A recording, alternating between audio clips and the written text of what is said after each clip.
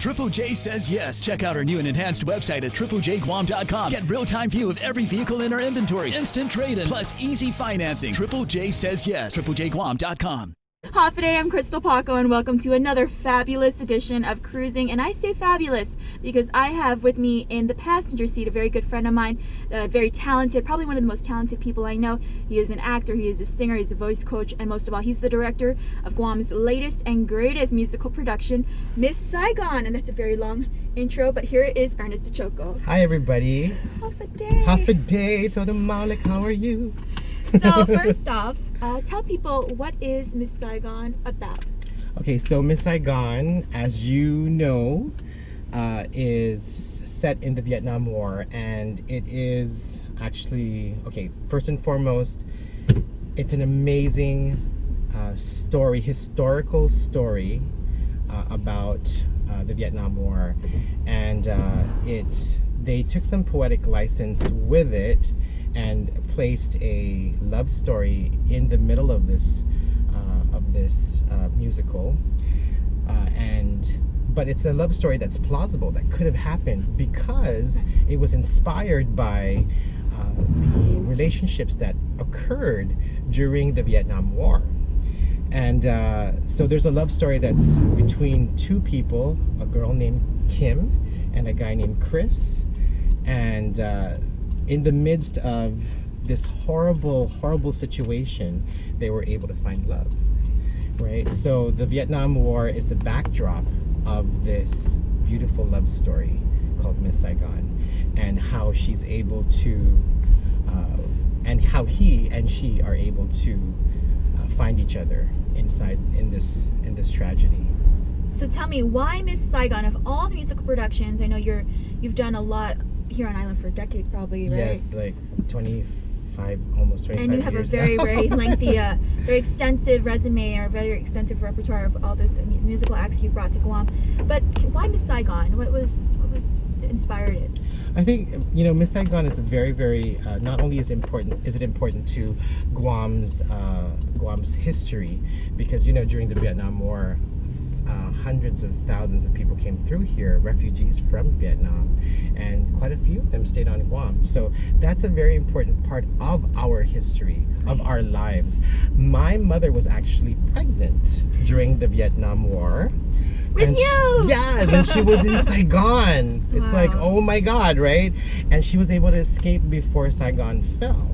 So this is the story of the falling of Saigon, how the Viet Cong came in and decimated our military base there in the U.S. Embassy, and my mother was able to escape that. So I am like part of that story. It's a very personal. Yeah, it's very personal, and I'm alive, and I'm not that old. I think people don't realize how it's not a very old story. No, it's not a very old story. It's very, very recent that this happened, and you know, it's something that we need to talk about what happened during that war, about our veterans, about the different issues that occurred, like violence against women. So we have a lot of that on Guam. So that's one of the reasons why I wanted to choose this story, is because we have many issues and many themes, many parallels within the storyline itself that is stuff that we have to deal with here on our island. For example, like I said, violence towards women, and there's also people who, you know, hurt themselves, so suicide prevention, children who are abandoned and left behind in the show, and we have a lot of child abandonment here on this island. So the themes that we have in Saigon are also connected to the issues that we need to try to face here socially on our island. So there's a personal connection with my mom being there. It's a great art musical, and it's also very awesome social commentary on the way that we live. And that's a perfect segue to my next question: is who benefits from the show, the proceeds, or benefactors? Right, the benefactors, because we want to be able to bring this to light, educate people, and get people supporting the people who need the help on our island. The benefactors are Erica's House. Right. They help women and children who have experienced violence, as you know, and Youth for Youth. They are drug prevention, suicide prevention. They're outreach workers with mental health and substance abuse. GBHWC now. Behavioral Health and Wellness Center. Yes, that's the new name.